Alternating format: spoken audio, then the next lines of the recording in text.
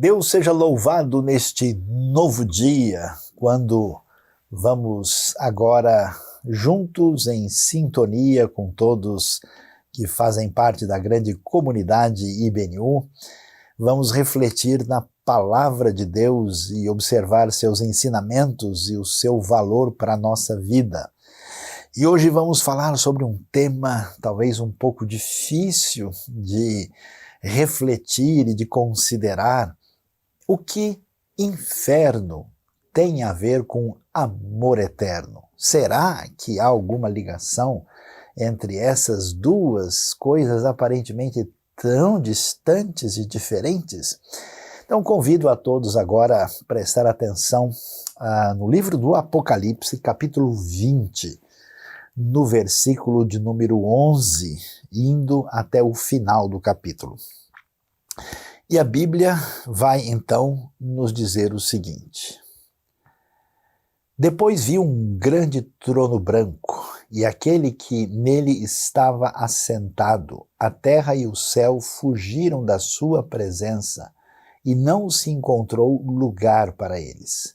Vi também os mortos, grandes e pequenos, em pé, diante do trono, e livros foram abertos. Outro livro foi aberto, o livro da vida. Os mortos foram julgados de acordo com o que tinham feito, segundo o que estava registrado nos livros. O mar entregou os mortos que nele havia, e a morte e o Hades entregaram os mortos que neles havia, e cada um foi julgado de acordo com o que tinha feito. Então a morte e o Hades foram lançados no lago de fogo. O lago de fogo é a segunda morte. Aqueles cujos nomes não foram encontrados no livro da vida foram lançados no lago de fogo. Se existe um tema, digamos assim, complexo e difícil de refletir, é exatamente essa questão do lago de fogo, ou aquilo que nós costumamos a chamar de inferno. E de fato, muita gente, especialmente nos dias de hoje, vai dizer o seguinte: olha, mas tudo que se fala sobre Deus é que Deus é tão poderoso e que Ele sabe de todas as coisas, e Deus é extremamente bondoso, mostrando a sua graça. Será que faz sentido pensar numa ideia de um inferno, ainda mais um inferno que é descrito assim como nós lemos agora, como um lago de fogo, e além disso, uma coisa que parece durar para sempre, e isso seria compatível com a ideia de um Deus amoroso? O que a gente pode dizer, Será que existe alguma conexão entre inferno e um Deus que tem amor eterno? Vamos tentar entender o que a Bíblia ensina sobre esse assunto e pensar um pouco mais sobre essa questão. É importante ressaltar que quando a gente lê o Apocalipse capítulo 20, nós estamos vendo aí o que nós podemos mostrar assim como uma espécie de desfecho da história. É bom, importante a gente entender o que está acontecendo aqui. O Apocalipse é escrito num ambiente de muita crueldade, de muita perseguição, de muito sofrimento, de muita opressão que acontecia no período do Império Romano. E o livro, em grande parte, é um livro que fala de consolo, de esperança para essa comunidade que sofreu terrivelmente, especialmente na época do imperador Nero.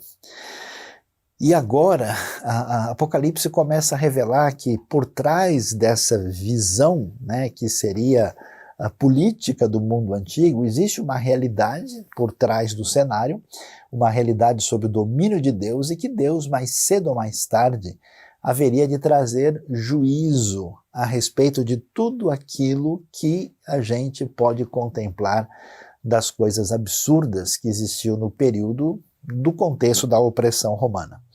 E quando o Apocalipse chega no final, nós temos aí a revelação que por trás da realidade do agir humano existe uma realidade espiritual terrível ligada ao mal. esta realidade é descrita como o poder de Satanás. E é interessante ver um pouquinho antes, no capítulo 20 ainda, quando vai falar da batalha final, batalha do Armagedon, né, que aparece aí, batalha de Gog e Magog, e diz que na derrota final do mal, o diabo é lançado no lago de fogo que arde com enxofre, onde também haviam sido lançados a besta e o falso profetas, e eles serão atormentados dia e noite para todo sempre. A finalidade do Apocalipse é tratar com essa questão, que é a seguinte: olha, a realidade da perversidade, a realidade do mal, a realidade da crueldade, todo tipo de coisa horrorosa feito no mundo, a pergunta é, isso vai ficar impune mesmo? Vai acabar, como a gente diz em pizza? Vai ficar assim mesmo? Então não só Apocalipse diz, olha, que as forças espirituais do mal que estiveram agindo no cenário da história terão o seu julgamento, que é descrito dessa maneira, que tem a ver com esse chamado lago de fogo que arde com enxofre. E, na sequência, nós vamos ver que essa realidade do juízo divino, ela acompanha também a vida das pessoas, e claro, olhando para a realidade do Império Romano, dava para entender o que estava acontecendo, e então o juízo de Deus cai também sobre a humanidade que caminhou na direção de todo tipo de perversidade e que foram julgados da maneira como procederam, e portanto esses que não tiveram um caminho de vida e que não estão no livro da vida são aqueles que participam dessa situação de condenação final. E quando a gente lê isso, a gente pensa, mas como é que pode isso? Parece difícil demais da gente entender. E o que a gente pode dizer a respeito de uma questão difícil como essa? Bom, em primeiro lugar, deve ficar claro que Deus criou seres pessoais com capacidade de tomar decisões, seres que não são robôs, não são autômatos. Tanto os seres angelicais como os seres humanos têm essa possibilidade de dizer sim ou não, de seguir um caminho voluntário diante de Deus. E, portanto, para que não houvesse nenhuma possibilidade de uma ação diferente da vontade perfeita divina, era necessário que nós não tivéssemos nenhum ser com personalidade, com capacidade de escolha, e não é isso que a Bíblia nos apresenta. A liberdade é um elemento fundamental daquilo que nós somos, e a liberdade também está ligada a essa questão do amor, porque é impossível amar se alguém de fato não tem consciência e não pode escolher decididamente a fazer isso. E quando a gente entende isso, a gente entende que, de certa forma, em função dessa realidade, Deus permite com que as pessoas e as escolhas humanas e angelicais tenham os seus desdobramentos.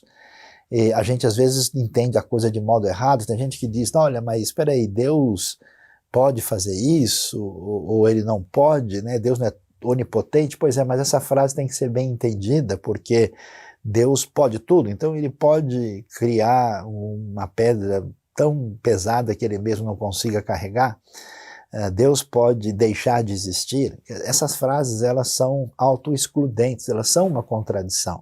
Então é claro que Deus, ao criar um mundo onde as pessoas e os seres que têm personalidade podem fazer opções, isso significa que ele está criando um mundo onde essa realidade da desobediência é uma possibilidade. Então, nesse sentido, Deus não pode fazer alguma coisa que é contraditória em relação a si mesma, por definição. E quando a gente entende isso, então a gente descobre a raiz daquilo que se torna o problema do mal e do pecado no universo. Diante desse cenário as escolhas, as decisões, as atitudes em oposição a Deus, elas vão terminar assim mesmo?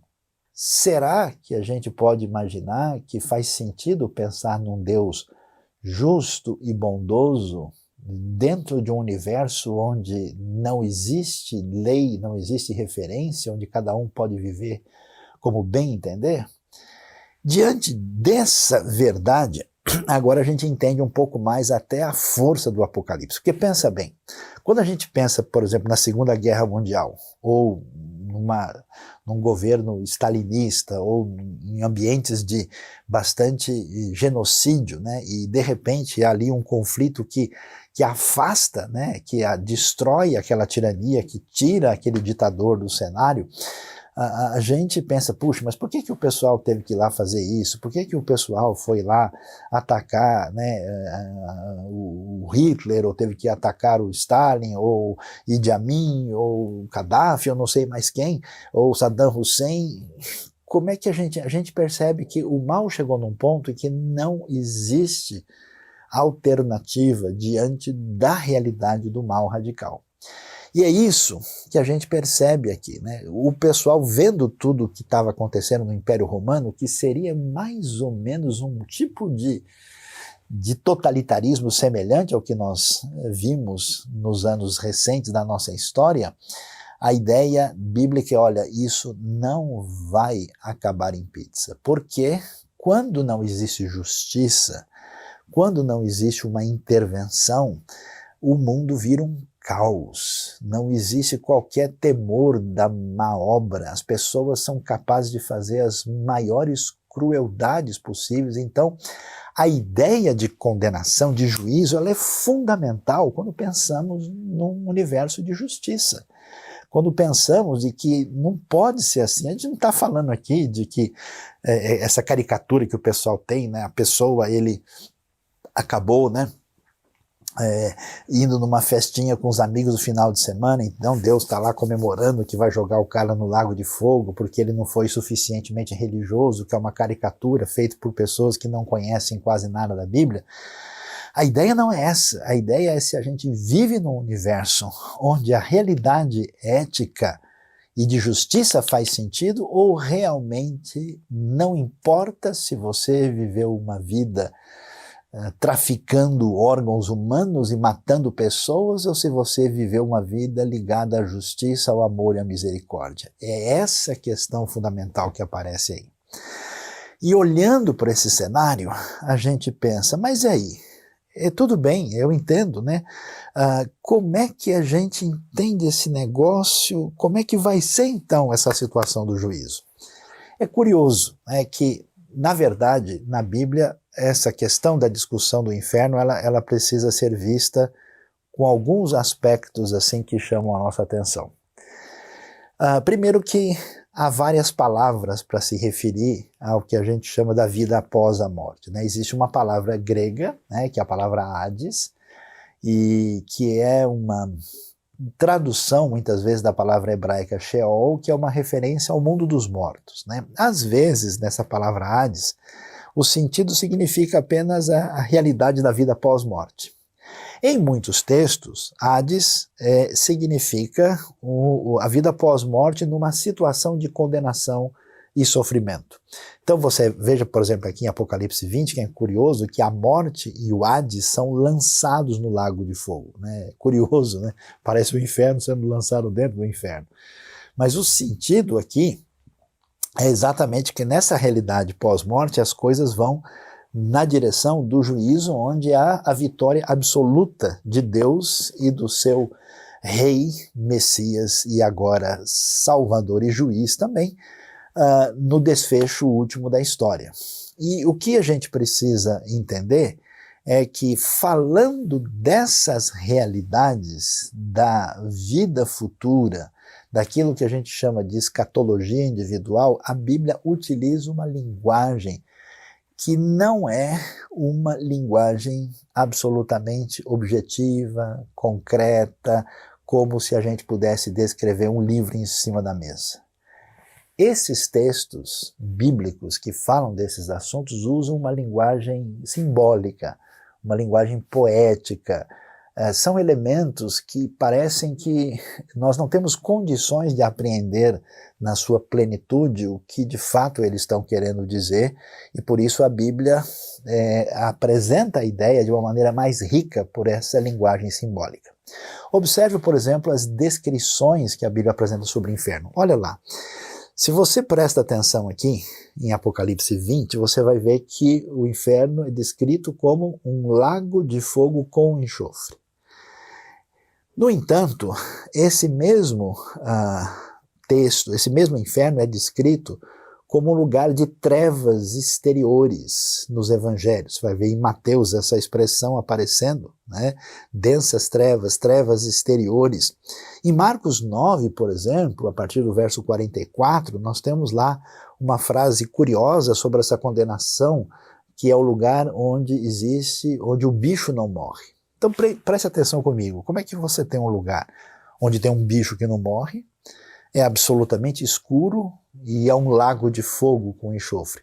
Percebe que essas descrições, elas não cabem uma junto com a outra num plano propriamente objetivo. Por quê? Porque são descrições metafóricas. O inferno é uma realidade que tem a ver com a situação da vida de alguém que perdeu a sua conexão com Deus na sua trajetória, e essa situação de alienação e de sofrimento é descrita dessas maneiras, mas ninguém pode imaginar de fato o inferno como uma lagoa, ou uma lagoa escura, né? São metáforas dessa realidade. E o que é que está por trás disso? É curioso e chama a nossa atenção, se você mesmo olhando pelo texto aqui, conforme a gente leu, é interessante que a Bíblia não apresenta, né, essa ideia bastante popular e caricata, né, de que aparece Deus pegando e jogando as pessoas no inferno. Curiosamente, você não tem um texto dizendo, então Deus pegou fulano e jogou lá. O texto bíblico, por exemplo, vai dizer, né, o seguinte, que o versículo de número 13 diz que o mar entregou os mortos, né, e a morte e o Hades entregaram os mortos, né, e eles foram lançados. Aparece, né, o texto de maneira aí na voz passiva, né? Foram lançados no lago de fogo, né? E aqueles que não estavam no livro da vida também foram lançados no lago de fogo. E é curioso isso, porque na vasta maioria dos casos, ou você encontra uma descrição de alguém no Hades, em sofrimento, ou você encontra essa descrição. Você tem um texto, ou outro tem um texto, por exemplo, lá em Mateus, que fala que os anjos lançarão, né? Mas não aparece a ideia do justo juiz lançando a pessoa no inferno. Não é que Deus não possa fazer isso, que ele não tenha o direito, e que ele não seja Deus mesmo, e que ele não seja o juiz, mas o interessante é esse aspecto que nos leva a pensar e refletir naquilo que a gente encontra, por exemplo, em Lucas capítulo 16, naquela famosa história, parábola, descrição, por exemplo, do rico e do Lázaro. Aí a gente vai entender um pouquinho mais sobre essa questão do inferno por causa dessas metáforas, né, que tem a ver com o fogo, o lago de fogo, tem a ver com essa questão aí das trevas, e tem a ver com esse bicho que não morre. O que está envolvido lá? Na história do rico e o Lázaro, que é bastante ilustrativa, é praticamente a única história mais direta sobre o assunto que Jesus menciona. O curioso é o quê? É que nós temos lá um indivíduo que viveu a sua vida dentro de uma perspectiva, o que faz sentido na teologia de Lucas, de que a sua vida estava bem porque ele era uma pessoa que tinha construído um bom caminho. Essa ideia, que era uma ideia muito religiosa nos dias de Jesus, era uma ideia muito clara de que quando a sua vida estava bem do ponto de vista social e financeiro, é porque você é uma pessoa aprovada por Deus. E aí, nesse sentido, o texto surpreende a gente, porque naquele contexto, quem imaginaria que um rico, né, e que pertence ao povo de Deus, que é um abençoado, que é um bem-aventurado, estaria numa situação de condenação.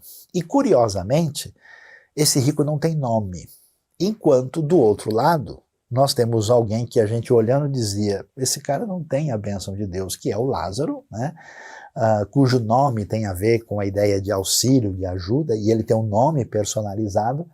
Ele sofreu e agora as coisas estão invertidas. E na descrição, é curioso porque o próprio rico, quando ele vai ver a sua situação, ele chega lá na realidade pós-morte com uma série de exigências e com uma postura de dizer, olha, manda o Lázaro fazer isso, olha, eu preciso avisar os meus irmãos lá do outro lado. E a resposta que ele tem da parte do pai Abraão é que eles têm Moisés e os profetas e que eles devem ouvir e que a coisa agora está invertida. O que está por trás dessa ideia de descrição desse sofrimento pós-morte? E aqui a gente, quero dizer claramente, vale a pena fazer referência a reflexões de alguns autores importantes, como C.S. Lewis, o famoso literato e estudioso britânico, e também do pastor de Nova York, Tim Keller, que tem feito reflexões sobre o assunto e que são utilizadas aqui na nossa mensagem de hoje. As indicações são surpreendentes. Parece que, na verdade, o que nós vemos na descrição do inferno tem a ver com uma espécie de continuação de vida da pessoa que aqui se negou a se relacionar adequadamente com Deus. Então, ao contrário do que muita gente imagina, que o inferno significa a ideia de um Deus revoltado e que perdeu a cabeça e que agora está nervoso porque as pessoas não resolveram cumprir os seus caprichos e que ele então agora vai fazer com vingança porque esse pessoal pague caro. A ideia é que nós temos elementos em nossa vida que tem a ver com a nossa postura autocentrada, com a nossa autossuficiência, com o nosso egocentrismo, isso revestido ou não de religiosidade. É curioso que Jesus, por exemplo, fala palavras mais duras exatamente para gente de perfil religioso, porque não é a exterioridade religiosa que mostra qualquer tipo de verdadeira, vamos dizer, piedade diante de Deus. Então essa atitude, ela vai tomando conta da vida da gente. E a não ser que esse processo seja interrompido, é como se fosse um câncer que começa pequeno e vai tomando conta da pessoa. E se isso não é mudado, se a pessoa não sai de cena para dar a Deus o seu devido lugar, ela, atenção, ficará refém de si mesma. Nesse sentido, essa ideia de fogo que arde é mais ou menos semelhante àquela pessoa que é dominada por uma maldade, por uma perversidade, por uma paixão negativa, ruim, e é como um vício que domina a pessoa, ela não consegue se conter. Você percebe? De certa forma, muitas pessoas vivem já aqui no inferno. E isso continua depois dessa vida porque a alma sobrevive. E a pessoa não se permitiu ser curada da sua caminhada. Então, dessa forma, a pessoa se coloca nessa situação. É interessante, por exemplo, na própria história relatada em Lucas 16, quando a gente vê a situação do rico, né, que aparentemente é uma pessoa normal, que está vivendo a sua vida tranquilamente, o texto não diz, então Deus o condenou, então Deus o lançou lá, o texto diz apenas, no inferno, ele levantou os olhos e viu Lázaro. Quer dizer, a situação dele se encontrar lá parece ser a expectativa mais natural da consequência do tipo de vida que ele viveu. Então, é curioso a gente observar essa realidade e observar que não só as forças negativas que dominam e acabam destruindo a nossa vida, e elas antecipam um inferno aqui que será piorado na vida pós-morte, Mas é curioso que essa ideia de escuridão, essa ideia de trevas, essa ideia traz para a gente uma outra questão terrível, que é a questão do isolamento. É interessante que um dos grandes teólogos do século XX, Karl Barth, ele vai mencionar um pouco sobre essa questão de inferno, e ele menciona uma questão interessante do indivíduo que uma vez sonhou que estava no inferno, e no sonho ele descobre que ele está sozinho lá, não tem ninguém mais. E aí, de fato, o temor tomou conta do seu coração. E aí que a gente observa, preste atenção, quando você vê o raciocínio bíblico, o caminho de Deus, que nos convida a amar a Deus e ao próximo, você vê que o caminho do isolamento é um tipo de caminho que é um caminho de inferno. Porque a pessoa foi criada para amar, a pessoa foi criada para estar num relacionamento com os outros. E quando a pessoa se fecha e ela vai se tornando cada vez mais autocentrada, autossuficiente, ela não quer mais servir ninguém, ela não tem qualquer relacionamento real com pessoa nenhuma, ela vive nessa condição que é, digamos assim, mortal. E aí, então, essa realidade aparece aqui. E claro, numa situação de dominado por paixões terríveis e de isolamento, é claro que o bicho não morre. Por isso que você tem essa ideia de agonia. Porque é uma infelicidade, já que nós vamos perceber que o caminho que a gente toma de afastamento em relação a Deus só pode produzir uma realidade bastante difícil. E alguém pode perguntar, mas como é que é isso?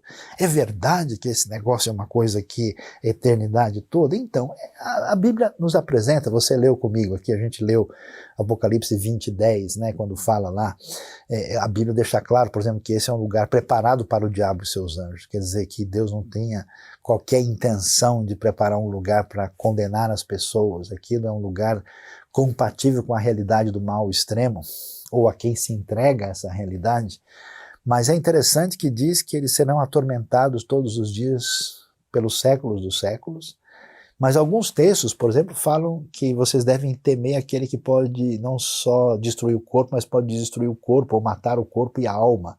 E entre os estudiosos se discute qual é o nível da eternidade desse inferno. Será que essa eternidade do inferno seria, vamos dizer, uma perpetuidade, né, que vai durar enquanto tiver que durar? Será que em algum momento a pessoa vai ser destruída? Quer dizer, no fundo, a gente não sabe.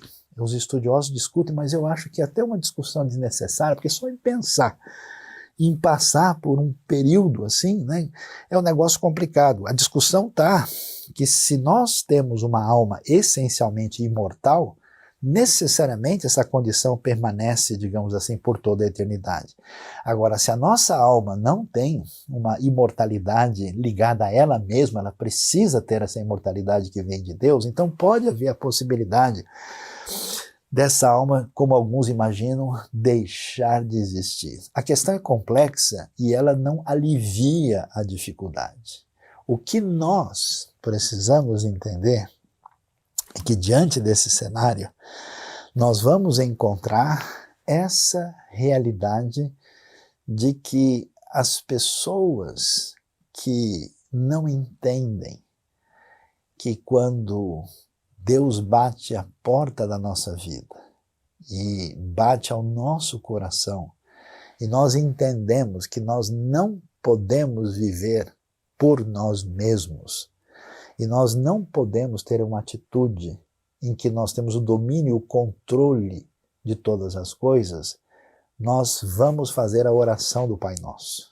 E a oração do Pai Nosso seja feita a tua vontade, assim na terra como nos céus. E a gente pergunta, diante disso, o que isso tem a ver com o inferno? Corretamente, os estudiosos têm razão ao dizer que inferno é quando a pessoa inverte essa oração. E ele, de tal maneira, resiste a Deus, de modo que Deus diz, seja feita a tua vontade. e a vontade da pessoa contra Deus e contra tudo, a partir do seu ensimesmamento, se torna soberana e a nossa vontade autônoma, arrogante, que se recusa a dobrar os joelhos e reconhecer a Deus, nos coloca no nosso caminho de isolamento, de alienação e de ruptura com tudo que a gente pode imaginar. Você percebe essa situação, como ela é drástica? E é por essa razão que a história humana é tão cheia de perversidades. Presta atenção, todo mundo que entrou num caminho assustador de opressão, olha, é gente que estupra criança, é gente que rouba gente pobre para arrancar órgão, é gente que está envolvida com escravidão, é gente que maquina a maneira de vender entorpecentes para arrebentar a vida dos outros, para ganhar muito dinheiro. Para que isso? É gente que manipula o poder, ocupa cargos políticos e vê gente morrendo de fome, enquanto está aí numa situação de comodidade, com a consciência sem nem pesar. É cada coisa. E a gente, como é que o ser humano chega aí? Sinceramente, é um maldito caminho do inferno. É um maldito caminho de alienação, de maldade, quando a pessoa se senta no trono e faz o que faz do jeito que faz. E aí a gente vê, diante desse negócio, como reagir diante da realidade desse caminho quase sem freio de descida da autonomia maligna do coração humano. É aí que a gente descobre como e quando o inferno encontra o amor eterno. Aí a gente vai entender o que significa de fato o Evangelho. Muitas pessoas não percebem a força do Evangelho porque eles não entendem o tamanho da doença que ele está enfrentando. Você está com uma dorzinha nas costas, né, um incômodo aqui do lado, aí você vai lá e o médico diz, olha, é um tumor maligno e você tem 1 mês de vida, aí a sua atitude muda. Diante desse cenário, olha só, aí a gente entende o que a Bíblia vai dizer e por que que isso é tão importante. Porque Deus, João 3,16 diz, tanto amou o mundo, que deu o seu Filho unigênito para que todo o que nele crer não pereça, mas tenha a vida eterna. Pois Deus enviou o seu Filho ao mundo não para condenar o mundo, mas para que este fosse salvo por meio dele. Quem nele crê não é condenado, mas quem não crê já está condenado por não crer no nome do unigênito, do Filho unigênito de Deus. Então fica claro para nós o que acontece aí, diante dessa realidade em que o ser humano se coloca de voluntariamente entrar num caminho de rejeição de Deus, da sua graça, e buscando esse caminho de autonomia destruidora. Deus intervém na história, e intervém por amor, para nos livrar de nós mesmos, desse inferno inicial que toma conta da nossa vida e que certamente nos conduz para uma situação pior quando deixarmos o corpo na direção da eternidade. E aí a gente entende o que significa. Por isso que muita gente não entende bem Jesus. Alguns acham que Jesus era um líder político que tentou ajudar os judeus contra Roma. Não, Jesus era um mestre que sabia um monte de coisas e deu lições de paz para a gente. Outros pensam, não, Jesus era um exemplo de caráter, né, que ajudava os necessitados.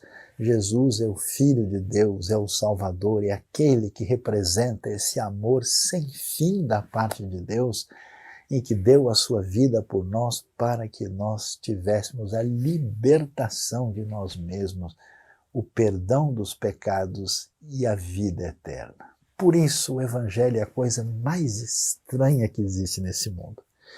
É a coisa que não bate na cabeça do homem natural, porque ele significa um presente grandioso que nos livra de nós mesmos, dessa situação de autossalvamento que não chega a lugar nenhum, e nos apresenta certamente uma salvação perfeita, completa, tão simples que uma criança pode receber, tão simples que significa abrir mão do esforço próprio, abrir mão da sua própria justiça, abrir mão de tudo o que pode oferecer e humildemente abaixar a sua cabeça, pedir perdão a Deus, reconhecer a morte de Cristo em nosso lugar, a graça, o amor sem fim de Deus. Eu gosto de me lembrar, tem um hino antigo tão extraordinário que mostra o que significa isso, diz que o amor de Deus é singular, ninguém jamais pode explicar. Ainda que o céu todo fosse,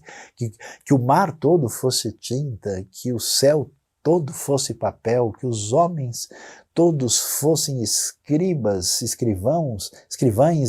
e todas as hastes fossem penas, nem mesmo assim se poderia descrever o amor de Deus.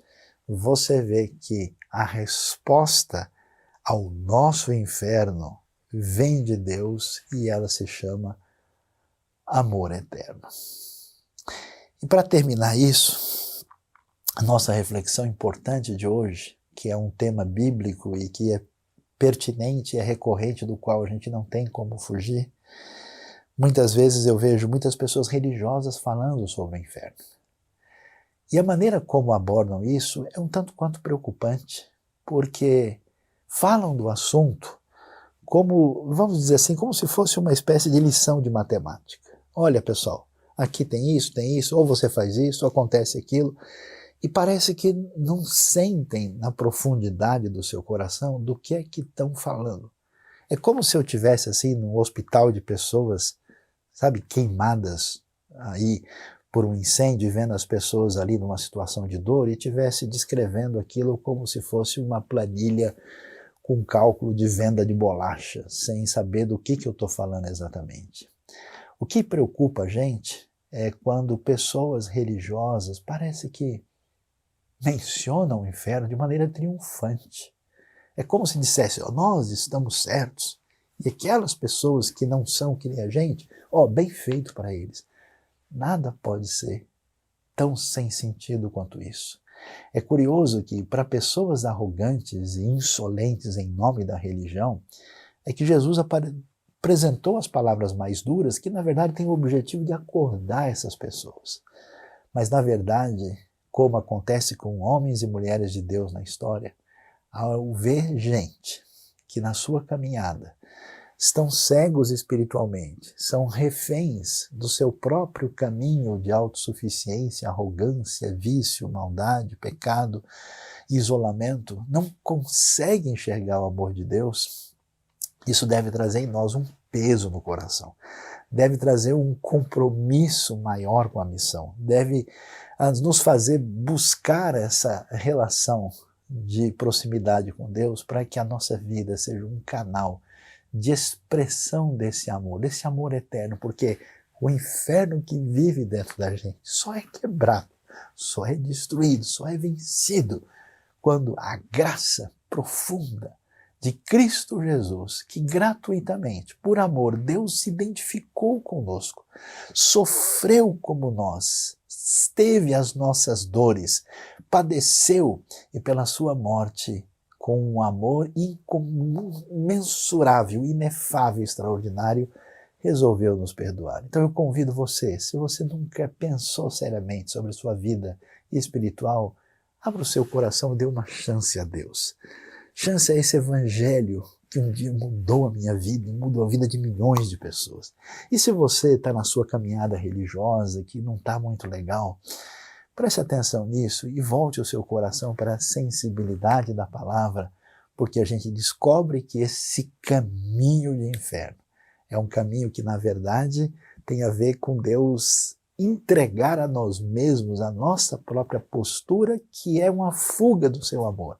Porque, na verdade, a única maneira de vencer o inferno é receber o abraço, a comunhão e a salvação e a caminhada com Deus, o Deus do amor eterno. Que Ele abençoe a nossa vida, abençoe o nosso coração nesse dia. Amém.